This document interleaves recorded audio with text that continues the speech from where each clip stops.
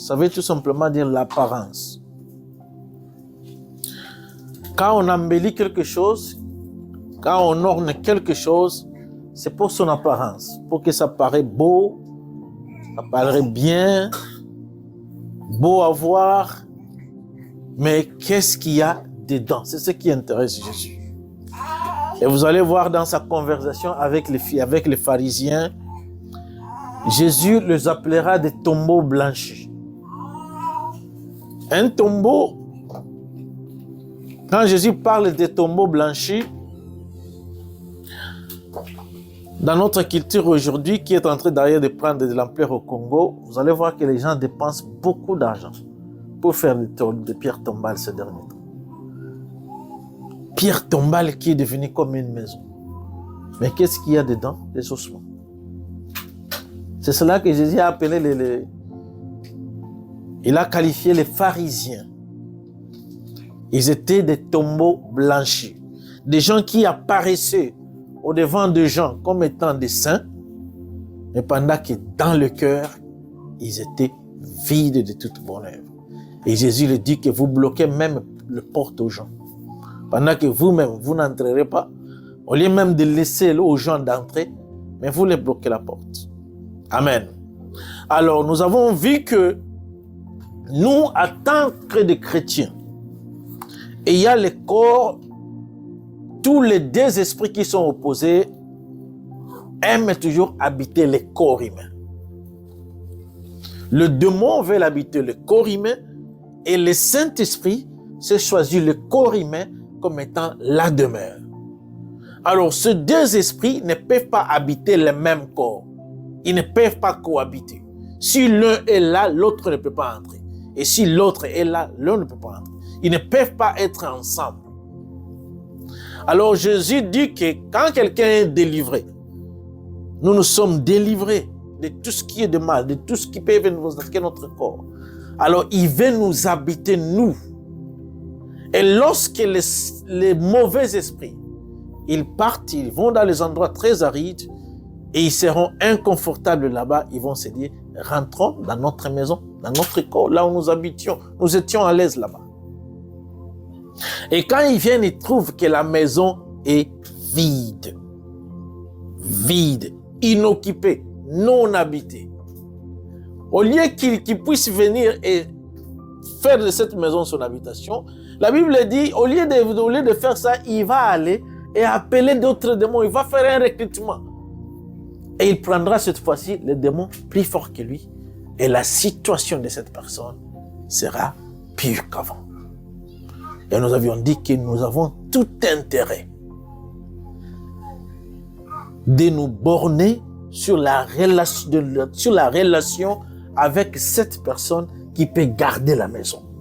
Lorsqu'il est là, il y a des mauvais esprits qui ne peuvent même pas approcher. Parce qu'ils vont voir tout simplement de loin que cette maison est habitée, elle n'est pas vide, et en conséquence, je ne peux pas y aller, je ne peux pas m'habiter. Amen. Alors nous avons dit que quelqu'un né de nouveau, habité par le Saint-Esprit et qui maintient sa relation avec le Saint-Esprit, il ne peut pas être possédé par les démons. Ils ne peuvent pas être possédés par les esprits mauvais. Ils peuvent tenter de venir de temps en temps, mais ils trouveront que cette maison est habitée. Cette maison est occupée. Et la personne qui est là, il garde la maison. Il protège la maison. Alors nous avons tout intérêt de garder notre relation avec Jésus qui se déguise en ce jour d'aujourd'hui en Saint-Esprit en nous. Alors nous reviendrons encore la semaine prochaine sur le même message. Je voulais continuer avec ce même message, mais bizarrement, le Saint-Esprit m'a donné autre message à donner, toujours dans le même ordre d'idées. Alors, je vous invite d'aller dans 1 Samuel avec moi, s'il vous plaît. 1 Samuel. Ça sera une longue lecture. mais importante. Longue lecture, mais importante. 1 Samuel, chapitre 4. 1 Samuel, chapitre 4. Je préfère faire la lecture moi-même. Ouais, s'il vous plaît. 1 Samuel, chapitre 4. J'attends que tout le monde soit là. Je vais commencer à lire et vous allez tout simplement commencer à suivre à partir du premier verset. Oui. 1 Samuel, chapitre 4. La parole de Samuel s'adressait à tout Israël. Israël sortit à la rencontre des Philistins pour combattre. Ils campèrent près d'Ebenezer et les Philistins étaient campés à Aphek. Les Philistins se rangèrent en bataille contre Israël et le combat s'engagea. Israël fut battu par les Philistins qui tuèrent sur les camps de bataille environ 4000 hommes. Le peuple rentra au camp et les anciens d'Israël dirent: pourquoi l'Éternel nous a-t-il laissé battre aujourd'hui par les Philistins? Alors, allons chercher à Silo l'arche de l'alliance de l'Éternel, qu'elle vienne au milieu de nous et qu'elle nous délivre de la main de nos ennemis. Le peuple envoya à Silo, d'où l'on apporta l'arche de l'Éternel, l'arche de l'alliance de l'Éternel des armées qui siègent entre les chérubins. Les deux fils d'Élie, Ophni et Phiné, étaient là avec l'arche de l'alliance de Dieu.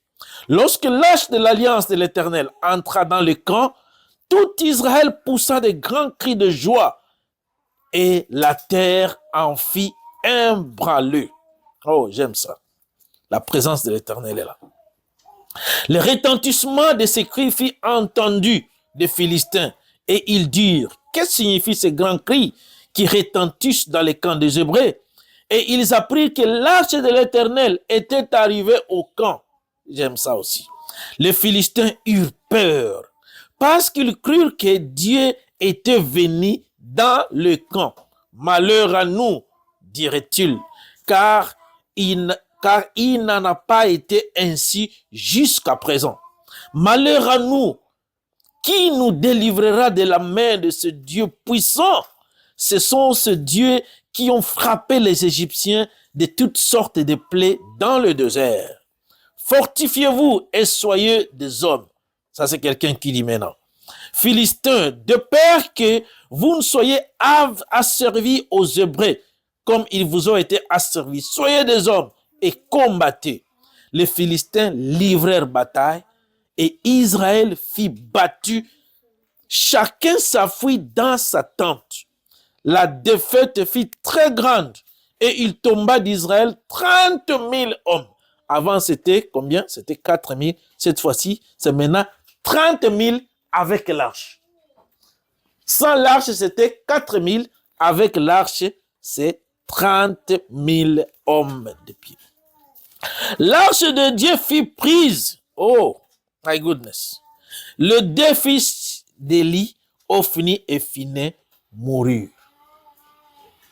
L'arche, là où il y a un Dieu qui siège, est pris en otage. Un homme de Benjamin accourut du champ de bataille et vint à Silo le même jour, les vêtements déchirés et la tête couverte de terre. Lorsqu'il arriva, Élie était dans la tente, assis sur un siège près du chemin, car son cœur était inquiet pour l'arche de Dieu. C'est pas pour autre chose. Ce qui l'intéressait pour lui, c'est l'arche de Dieu seulement. En son entrée dans la ville, cet homme donna la nouvelle et toute la ville poussa des cris. Élie, entendant ces cris, dit: que signifie ce tumulte? Et aussitôt l'homme vint apporter la nouvelle à Élie. Or, Élie était âgé de 98 ans. Il avait les yeux fixés et ne pouvait plus voir. L'homme dit à Élie: j'arrive du camp de bataille et c'est du camp de bataille que je me suis enfui aujourd'hui. Il dit: que s'est-il passé, mon fils? Celui qui a porté la nouvelle dit en réponse, Israël a fui devant les Philistins et le peuple a éprouvé une grande défaite. Et même tes 2 fils, Ophni et Phiné, sont morts. Et l'arche de l'Éternel a été prise. À peine il fait mention de l'arche de Dieu. Quand on parle de ces 2 fils, Élie ne s'inquiète même pas. Mais quand on mentionne que même l'arche, à peine il fit mention de l'arche de Dieu, qu'Élie tomba de son siège à la renverse, à côté de la porte, il s'est rompu la nuque et mourut, car c'était un homme vieux et pesant. Il avait été juge en Israël pendant 40 ans. Parole du Seigneur. Alléluia.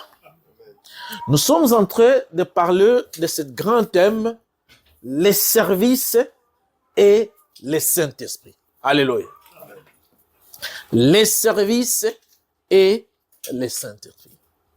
Pendant l'Ancienne Alliance, Dieu habitait parmi son peuple, il venait, il donnait des messages et il retournait. Ainsi de suite. Mais à un certain moment, Moïse a dit à Dieu, si tu ne marches pas avec nous, on ne veut plus que cette fois-ci que tu viennes en mode de lestage, tu viens, tu repars, tu viens, tu repars. Non. Nous voulons que tu sois d'une manière permanente avec nous. Nous voulons que tu habites au milieu de nous. Si tu ne marches pas avec nous, on ne sortira pas d'ici et on ne marchera pas. Alors Dieu, il a accepté la proposition de Moïse et Dieu a décidé d'habiter parmi son peuple. Et parmi son peuple, Dieu a inspiré à Moïse de construire un tabernacle là où on mettra l'arche de l'alliance et la présence de Dieu habitera d'une manière permanente dans l'arche de l'Éternel. Et cette fois-ci, il sera maintenant d'une manière permanente au milieu de son peuple. Alors, les sacrificateurs, et ce que nous venons de lire ici, il fit un sacrificateur pour les Égyptiens. Celui qui avait l'arche de l'Éternel habitait à Silo pour les Israéliens. Alors, Élie, qui était le chef des services de l'Éternel, nous parlons des services et du Saint-Esprit. Élie faisait le service, et pour faire bien le service, il fallait avoir la présence de Dieu, qui est le Saint-Esprit, sa présence était dans l'arche. Nous avons Élie le serviteur, et Dieu lui donne sa force, ses inspirations. Il est là dans l'arche de l'Éternel. Alléluia. Maintenant, il y a une bataille ici qui vient de se livrer. Élie fit vieux. Qu'est-ce qu'il a fait? Il ne pouvait plus sacrifier. Il a mis ses propres enfants pour faire la sacrificature. Ces 2 filles s'appelaient Ophni et Phiné. Maintenant, dans cette bataille que nous venons de lire, les Israélites sortirent pour aller combattre les Philistins. Et ce jour-là, ils vont se battre, ils vont perdre 4000 hommes. 4000 hommes, c'est beaucoup, hein? Vous vous imaginez? 4000 hommes. C'est tout un deuil national. Ils vont retourner, ils se disent, mais pourquoi Dieu nous a fait battre comme ça?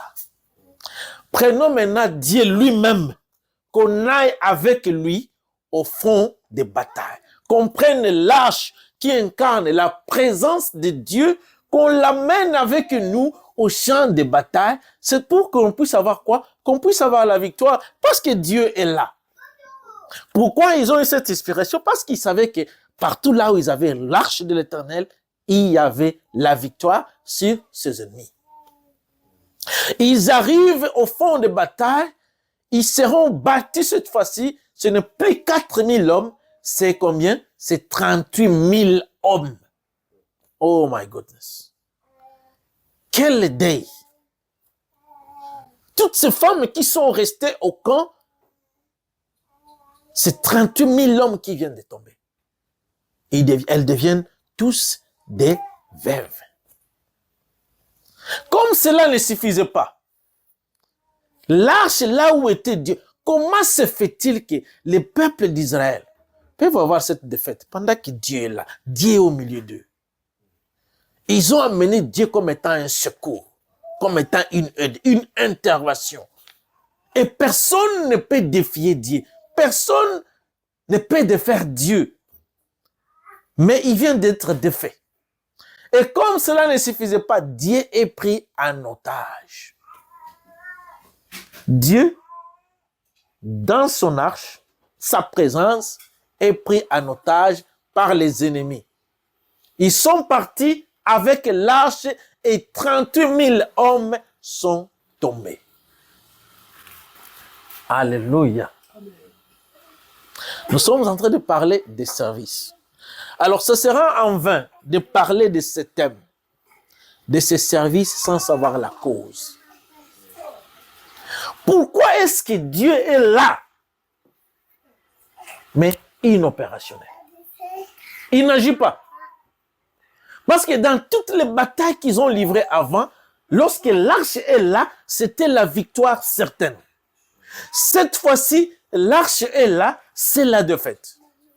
Et pas seulement la défaite, mais l'arche est saisie par les incirconcis. Bakena arche, frère.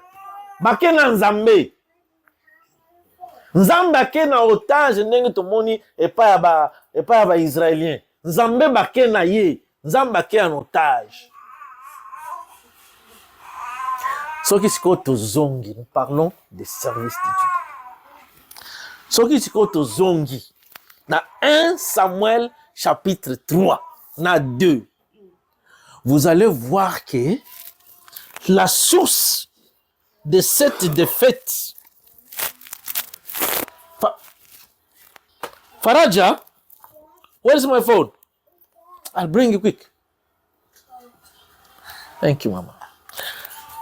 Alors, qu'est-ce qui se passe? Quand Élie devient vieux, il ne peut plus sacrifier. Il va prendre ses fils, Ophni et Phiné, pour les remplacer. Ils vont commencer à faire la sacrificature. Mais quand vous écoutez maintenant le témoignage de ces deux garçons, ça va vous donner le chant de poule. La Bible dit ceci.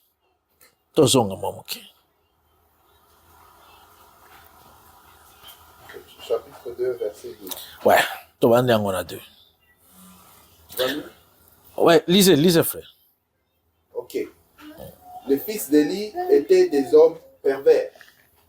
Ils ne connaissaient point l'Éternel. Arrêtez d'abord là-bas. Ça, c'est trop fort. Hein? Les fils d'Élie, ils étaient des hommes pervers et ne connaissaient pas l'Éternel. Comment est-ce que les deux fils d'Élie ne peuvent pas connaître l'Éternel? Est-il possible? Le rouleau dormait dans leur maison. Ils sont des gens qui sont supposés connaître Dieu plus que tout le monde. Ils sont le fils des sacrificateurs. Ils ont vu leur père faire la sacrificature pendant 40 ans durant. Ils étaient là en train de grandir en voyant la sacrificature se passer dans leurs propres yeux. Mais ce témoignage dit qu'ils étaient pervers et ils ne connaissaient pas l'Éternel. Amen. Amen. Qu'est-ce que ne pas connaître l'Éternel veut dire? Continuez, mon frère.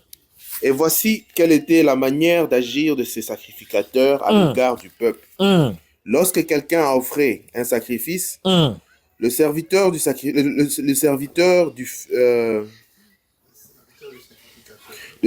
sacrificateur arrivait au moment où l'on faisait cuire la chair. Tenant à la main une fourchette à 3 dents, il piquait dans la chaudière, dans le chaudron, dans les marmites ou dans les pots, et tout ce que la fourchette amenait, le sacrificateur le prenait pour lui. C'est ainsi qu'il agissait à l'égard de tous ceux d'Israël qui venaient là à Silo. Verset 15. Même avant qu'on fît brûler la graisse, le serviteur du sacrificateur arrivait et disait à celui qui offrait les sacrifices: donne pour le sacrifice donne pour le sacrificateur de la chair à rôtir. Il ne recevra de toi point de chair cuite. C'est la chair crue qu'il veut. Et si l'homme lui disait, quand on aura brûlé la graisse, tu prendras ce qui te plaira. Le sacrificateur répondait, non, tu donneras maintenant, sinon je prends des forces. Ces jeunes gens se rendaient coupables devant l'Éternel d'un très grand péché, parce qu'ils méprisaient les offrandes de l'Éternel. La Bible dit ceci. Ouais. Ces deux jeunes hommes, qu'est-ce qu'ils faisaient? Ils volaient les holocaustes qu'on amenait à Dieu. Ça, c'est d'abord le premier péché. Le deuxième péché qu'ils faisaient, les deux, ils couchaient avec les femmes. Toutes les femmes qui étaient au parvis, à Silo, au fini et fini, les prenaient et couchaient avec elles. Soit par consentement, soit par force. C'est ce que la Bible dit. Alors, ce qui va maintenant énerver Dieu, tout le peuple dans son entièreté, ils sont venus vers Élie et lui donner les rapports de ses propres fils. Et Élie les a seulement reprochés. Mes fils, pourquoi vous faites ça? Pourquoi vous faites ça? Pourquoi vous faites ça? Mais il n'a pas tonné ou il ne les a pas remplacés. Et c'est ce qu'il y a de plus à Dieu. C'est-à-dire quoi? Élie a laissé faire ses propres fils, ses péchés, pendant très longtemps, au lieu de les remplacer. Alors, qu'est-ce que Dieu va dire? Il va dire à Élie, comme tu laisses tes enfants abuser de mon œuvre comme ça, je te frapperai, toi, et tes deux enfants mourront les mêmes jours. Amen. Alors ici, nous sommes en train de parler de quand Dieu peut être là. Quand quelqu'un a déjà péché, quand quelqu'un ne vit pas en rapport avec Dieu, c'est de cela que nous parlons. Le Saint-Esprit est là, mais inopérationnel. Le Saint-Esprit est là, inaffectif. Le Saint-Esprit est là, mais il est comme s'il n'est pas là. Il est là sans être là. Il est là, mais il ne fait rien. Amen. Est-ce que Dieu habitait dans la tente d'assignation, dans l'arche? J'ai dit ceci. Quand on amène l'arche au fond des... Est-ce que Dieu était dedans? La présence de Dieu était dedans, oui ou non? La présence de Dieu était dedans. On les a bâtis avec la présence de Dieu. Quand on va avec l'arche, quand on a saisi l'arche, quand on prend l'arche en étage, on va mettre l'arche où? Dans leur temple, là où il y a leur dieu dragon. Le lendemain matin, on vient trouver le dragon et découpé en 1000 morceaux et il est le face contre terre. Parce que Dieu est là, Dieu les a frappés. On revient le lendemain, on les repose encore en bonne position. Le lendemain encore, matin, on vient, on les trouve encore à 1000 morceaux. Parce que Dieu était là. Dieu n'a pas voulu qu'on les mélange avec les dragons. Et comme l'arche et la présence de Dieu étaient là, et qu'eux étaient des incirconcis, ils ne pouvaient pas être avec ça, avec l'arche. Toute la ville, la Bible dit, a été frappée des hémorroïdes. Ils ont commencé à perdre des hommes au quotidien. Aujourd'hui, c'est 1000 personnes. Aujourd'hui, c'est 2000. Qu'est-ce qu'ils vont faire? Ils vont prendre l'arche pour amener dans une autre ville des Philistins. Là où on amène, les gens commencent à mourir des hémorroïdes. Ces gens-là vont dire non, nous ne voulons pas de cette présence de ce Dieu. Il est trop puissant pour nous. On amène dans une autre ville. Dans cette ville, les gens continuent à mourir. Parce que Dieu était dedans et il ne pouvait pas rester dans les camps des incirconcis. Alors nous voyons que le Saint-Esprit était là. Si on peut maintenant, ça c'était l'ombre. Aujourd'hui, le Saint-Esprit maintenant, il peut t'habiter, il est là, il est au-dedans de toi, mais lorsque tu l'as déjà frustré, lorsque tu as déjà péché, lorsque tu ne vis pas en communion avec lui, il sera là comme s'il n'est pas là. C'est pourquoi je vous ai encore dit la semaine dernière, vous pouvez être en mariage, l'homme est là, mais il n'est plus l'homme. Il n'a plus l'homme de la maison. Il y a le divorce déjà consommé, mais les gens cohabitent encore. Les gens se sont déjà séparés de lui, mais ils vivent encore sous le même toit. Ils peuvent faire des courses ensemble, mais bino na libanda boye bate ke bakabwana. Amen. Alors nous voyons que le Saint-Esprit est là, Dieu est là, mais il vient de connaître une défaite. Il vient de mourir. Et Dieu s'est fait humilier, frère.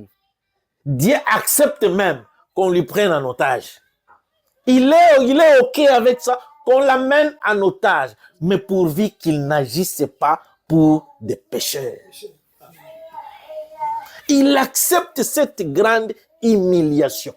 Il accepte d'aller habiter parmi les Philistins, les incirconcis. Il n'était pas le peuple de Dieu, mais il est là. Mais pourvu qu'il n'agisse pas à l'intérêt de son propre peuple qu'il a désobéi. Alléluia. Et Dieu va commencer à faire des tours de villes des Philistins, des tours de villes des Philistins. Aujourd'hui, on amène ici, il tue des gens. On amène là-bas, il tue les gens. Jusqu'à quand Élie vient de mourir, qui prend la sacrificature? C'est Samuel qui les remplace. L'arche est toujours là-bas, en otage. Dieu est en otage, prisonnier. Samuel va commencer à faire la sacrificature. La Bible dit que les enfants de quand Samuel devient aussi vieux, il met aussi ses propres enfants. Ses propres enfants ne marchèrent pas au pas de Samuel. Ils deviennent aussi des garçons pervers. Et qu'est-ce que le peuple va dire? Le peuple va se rebeller. Il dit que Samuel, tes enfants ne marchent plus à tes pieds. Alors, nous ne voulons plus de lui. Nous voulons maintenant qu'on nous fasse un roi. Qu'on nous donne un roi. L'arche est où? Prisonnier. Samuel va aller vers Dieu. Il dit que ce peuple ne veut plus de moi ni de mes enfants. Ils veulent un roi. Il va discuter avec Dieu. Dieu va accepter de leur donner un roi. Qui sera qui? Qui sera le roi Saoul. L'arche est où? Prisonnier. Saoul va régner tout son mandat jusqu'à ce qu'il va sortir. Il sera remplacé par qui? Par David. L'arche est où? En otage. Et vous savez tous l'histoire, lorsque l'arche est revenue, David est déjà au trône. Les jours où David a dansé comme un fou, comme un garçon de la rue. Parce que Dieu revient dans son peuple, au milieu de son peuple. Ce que nous sommes en train de dire ici est que quand nous sommes en relation avec Dieu, c'est la Bible qui le dit, c'est eux-mêmes qui le dit, que toutes les batailles, nous serons victorieux parce qu'il est là. Nous ne combattons pas, mais c'est lui qui combat pour nous. C'est lui qui nous donne cette victoire parce qu'il vit au milieu de nous. Il était au milieu de son peuple et le peuple était en bonne relation avec lui. Mais les jours où ils ont commencé à désobéir, il a donné l'avertissement à Élie. Élie n'a pas entendu. Ce qu'Élie pouvait faire, c'est de remplacer ce jeune homme. Mais Élie, la Bible dit, il a dit à Élie, je te frapperai parce que tu as laissé tes enfants faire. Dans l'œuvre de Dieu, nous sommes en train de parler de l'œuvre. L'œuvre et le Saint-Esprit. L'œuvre de Dieu, on le fait selon les normes, selon la volonté de Dieu. C'est lui qui trace le pas et les instructions, comment vous allez faire l'œuvre. Mais quand vous commencez à accommoder le péché, à être à l'aise avec le péché, quand vous commencez à faire les favoritismes, parce que ce sont mes enfants, ils ne sont pas habités par le Saint-Esprit, ils ne respectent pas l'œuvre, ils ne respectent pas le peuple, ils ne respectent pas le commandement, ils ne respectent pas la sanctification, ils ne sont pas obéissants à Dieu et vous les laissez faire. Et mes frères, au jour d'aujourd'hui, la réputation de l'Église est souillée à cause de ça. Vous trouverez beaucoup des hommes de Dieu. Ils sont vides. Ils ne respectent pas l'œuvre de Dieu. Ils font l'Église comme étant une boutique familiale. Ils font l'Église comme étant là où ils trouvent l'argent. Ils font l'église comme étant un travail là où ils doivent s'enrichir. Ils font le favoritisme. Ils couchent avec les femmes, avec les filles dans l'église.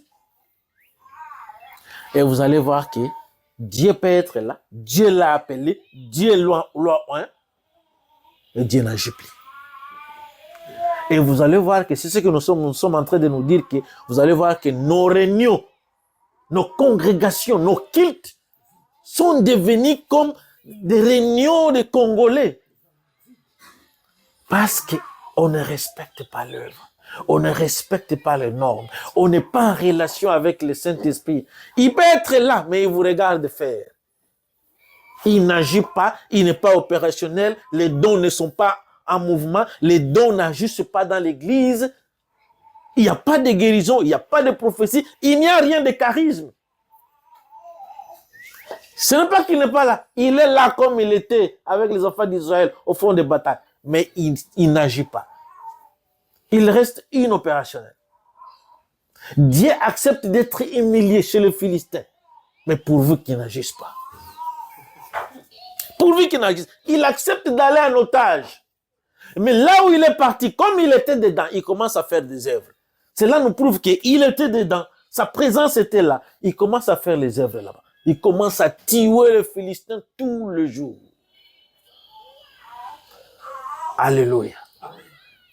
Nous voulons faire l'œuvre de Dieu? Yes. Nous sommes des ministres. Moi, je le crois, tout le monde ici est ministre. Serons-nous comme le fils d'Élie? Serons-nous comme Élie lui-même? Élie était un homme juste, intègre. Mais il n'a pas eu seulement le courage de frapper ses enfants, de remplacer ses enfants, de punir ses enfants, de châtier ses enfants. Aujourd'hui, vous avez dans nos églises un pasteur qui voit l'autre en train de faire le mal, mais il le couvre. Il voit un collaborateur en train de coucher avec des filles, il le couvre. Dilapider l'argent de l'église, il le couvre. Quand vous suivez les témoignages dans nos églises, dans les pasteurs aujourd'hui, vous allez voir que tous les collaborateurs de pasteurs, ils savent ce qu'il est en train de faire du mal dans l'église. Tout le monde, tous ces collaborateurs, ils connaissent bien. Mais qu'est-ce qu'ils font? Ils couvrent les péchés de l'autre. Dieu ne sera pas là. L'arche est partie en otage, Dieu est resté inopérationnel. Alléluia. Est-ce que Dieu se répand de ses dons? La réponse est non. Il ne se répand pas, mais il est là. Qu'est-ce qu'il fait? Il switch himself off. Il s'éteint lui-même. Alléluia. Lisons d'abord, lisez frère, lisez Juge. Juge chapitre 16. Juge 16, 20. Juge 16, verset 20, dit ceci. Elle dit alors, les Philistins sur toi, Samson. Et il se réveilla de son sommeil et dit, je m'en tirerai comme les autres fois. Comme les autres fois. Et je me dégagerai. Il ne savait pas que l'Éternel s'était retiré de lui. Oh my goodness. Il ne savait pas. Les enfants d'Israël aussi ne savaient pas que Dieu s'était déjà retiré d'elle. Samson, quel est son péché ici? L'homme fort de tout le temps. Dieu lui a donné un don exceptionnel que personne n'a déjà eu dans le monde. Quelqu'un qui pouvait trouver 3000 balali, 3000, 1, 2, 3, 4, 5, 3000 frères. Ça, c'est quel homme? Un homme qui coupait des chaînes comme s'il coupait une petite corde. Mais aujourd'hui, Samson, qu'est-ce qu'il a fait? Samson, il s'est compromis. Quelle est cette compromission? Le peuple d'Israël était en conflit avec toujours les Philistins. Dieu lui donne la force pour libérer le peuple. Il va faire quoi? Il va s'accrocher à une femme philistine. Là, il n'y a pas encore le mal. It's OK. Mais le problème, c'est que il a manqué le discernement. Quel est le discernement qu'il devrait avoir? La femme a commencé à vouloir connaître les secrets de sa force qu'on lui a strictement interdit de dévoiler. Il ne devrait pas dévoiler ses secrets. Et quand tu dévoiles ça, tu trahis Dieu. C'était pas encore le problème. Le problème, c'est que, comment est-ce que je vais dire? Aoumelaki, il a pris beaucoup de temps au lieu des tentations. La première fois, il s'est en sorti très bien. Deuxième fois, il s'est en sorti très bien. Troisième fois, il a pensé que ça continuerait de cette manière-là. Mais la Bible dit que Motemanae le maquis. Tu vois que quelqu'un te tente aujourd'hui, il te tente demain, il te tente après-demain, il te tente après-demain, il te tente après-demain, il te tente après-demain. Tu finiras par lécher la garde. Laisse-moi poser une question. Qui croit que si Joseph était resté avec la femme de Potiphar, n'allait pas tomber? S'il est resté là-bas, il allait tomber, je vous le dis. Lui-même a vu que non, je suis en danger. Je dois tomber. Je tomberai si je reste ici. Et la femme lui prévoit même, si tu fuis, je reste avec tes amis. Il dit, ok, reste avec les amis. Je t'accuserai, tu iras en prison, it's ok. Mais pourvu qu'il ne se compromet pas. Parce que s'il restait au lieu des tentations, il allait tomber. Et c'est ce que Samson a fait. Rester avec la même femme qui veut toujours avoir les secrets qu'on lui a interdit de dévoiler. Et la Bible dit son cœur et les maquis. Jusqu'à ce qu'il a révélé les secrets. Et qu'est-ce qu'il dit? La Bible dit, Dieu s'est retiré de lui. Il ne se répand pas de ce don. S'il t'a donné, il t'a donné une fois pour toutes. Mais qu'est-ce que Dieu fait? Il switch himself. Azan Katina, il était encore dans ses cheveux. Mais sauf qu'il n'opère pas. Il te laisse mourir. On trouve ses yeux, on l'enchaîne, on l'amène. Amen. Qu'est-ce qui a fait que ces jours-là, Samson a découvert encore sa force? Dieu s'est retiré de lui, n'est-ce pas? Mais où est-ce qu'il a eu la force de tuer maintenant les gens les mêmes jours, à une seule occasion? Et la Bible dit, plus qu'il a tué pendant tout ce temps-là, toutes ces années. La force est revenue. Hein? Qu'est-ce qui s'est passé? La confession. Quand vous avez une auditoire mature, c'est ce que ça donne. Amen. Ça, c'est l'auditoire mature. Quand vous lisez bien la prière qu'il a fait, il a confessé. Il a regretté. Et il a dit à Dieu, donne-moi la force. Cette fois-ci pour que je me venge. Pourquoi Samson est mort? Si vous lisez bien, il a demandé lui-même la mort. Lisez bien. Que je meure avec ces Philistins. C'est vrai que Dieu pouvait lui sauver. Il est souverain. Mais ça, c'est moi qui pense. Pour Dieu, il était devenu un objet de honte pour lui.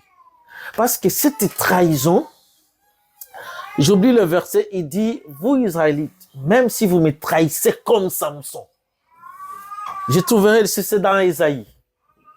Si je google, je peux trouver ce verset. Pour voir que c'est une trahison qui est restée gravée dans le cœur de Dieu. Trahison de Samson. Non. Tu ne peux pas me faire ça. Alléluia. Mais les jours où il s'est repenti, il a regretté ce qu'il a fait. Les cheveux ont poussé. Les cheveux ont poussé et la Bible dit que les Philistins ne savaient pas que ces cheveux poussaient. Dieu lui a donné encore de cette force. Et ce jour-là, il a fait des miracles. Comme pour dire quoi? Dieu peut te quitter. Dieu peut s'éteindre dedans de toi. Mais tout dépend de toi. Tout dépend de vous. Les jours où tu reconnaîtras tes erreurs, les jours où tu reconnaîtras tes péchés, tu les confesses et tu les abandonnes, il ne se répand pas de ce don. Il sera là et il te rétablira encore et il fera encore chemin avec toi et tu œuvreras encore. Nous voyons avec les Philistins, Dieu était là, il n'a pas agi parce qu'on a péché. Nous voyons avec Samson, Dieu était là, mais il a laissé mourir. Alléluia. J'aimerais que ces deux exemples nous donnent une leçon. Nous, en tant que des serviteurs de Dieu. Samson avait une mission. C'est l'œuvre de Dieu. Dieu lui a donné une œuvre, une mission à faire. J'ai une mission à faire, tu as une mission à faire, il a une mission à faire. Nous avons une mission à faire, à œuvrer, à travailler pour Dieu. Et il nous a donné de sa force et de sa présence et de son esprit qui vit au-dedans de nous. Mais il faut que nous les gardions à l'aise et confortables. Que nous lui laissions les commandes et les guides de notre vie. Qu'il soit le leader et qu'il tienne le volant, lui. C'est lui qui connaît le chemin, la vérité et la vie. Amen. Quand on le frisse, il va t'avertir. Il a averti Élie. Élie n'a pas entendu. Il a averti Samson. Pour la première fois, il s'échappe. Deuxième fois, il s'échappe. Troisième fois, il s'échappe. Avertissement, mais il ne discernait pas. Que non, je ne peux pas rester avec cette femme. Je ne peux pas rester ici au lieu de tentation tous les jours. Amen. Quand vous prenez la tentation de Jésus, le diable lui tente, faire ça, faire ça, faire ça. Quand le diable touche à l'adoration, quand il dit que si tu m'adores, je te donne tout ça. Non, Jésus comprend que non, on va continuer la conversation. Qu'est-ce qu'il dit? Il les chasse. Il comprend que je ne peux pas continuer cette conversation. Jésus n'a pas... C'est Jésus qui a coupé la conversation. C'est Jésus qui a mis fin à cette tentation. Il dit non, je dois me séparer avec cette personne. Parce que si je reste ici, il commence à me proposer. Mais quand il touche, qu'il adore-moi, prosterne-toi. Non. Ça, Jésus n'a pas supporté. Il dit non, ça devient sérieux. Et je ne peux pas rester ici. Et qu'est-ce qu'il a fait? Il a chassé le diable. Alléluia. J'aimerais que nous qui sommes des serviteurs aujourd'hui, nous qui voulons faire la différence, que nous sachions ces choses, que le Saint-Esprit est là, il est notre force. Sans lui, tu seras comme les enfants d'Israël devant les Philistins. Sans lui, tu seras comme Samson. Sans lui, il acceptera même l'humiliation. Mais pourvu que toi, tu saches que tout ce que tu faisais, c'est à cause de lui. Alléluia. Tout ce que tu faisais, c'est parce qu'il était là, c'est parce qu'il agissait. Alléluia. Et sans lui, tu deviens coquille vide. Tu ne feras plus rien, tu deviendras un homme normal. Samson avait dit, si on me coupait les cheveux, je deviendrais un homme ordinaire. Il n'était pas un homme normal. Moi et vous, tant que nous sommes habités, nous sommes des personnes extraordinaires. Nous ne sommes pas ordinaires. Nous sommes extraordinaires parce qu'il y a quelqu'un qui habite de nous et au-dedans de nous, nous avons un esprit supérieur. Ce que Daniel avait. Mais lorsqu'on abuse, lorsqu'on désobéit, lorsqu'on l'attriste, mais il est tellement patient, il te donnera tellement des avertissements. Mais tant que tu n'entends pas, qu'est-ce qu'il fait? Il s'éteint. Il te laisse. Il est là, mais il n'agit pas. Il était là, au champ de bataille, il n'agissait pas. Il était avec Samson, il était là. Il s'est retiré tout simplement de lui. Il commence à lui faire voir les choses. Que Dieu nous bénisse. Amen. Merci.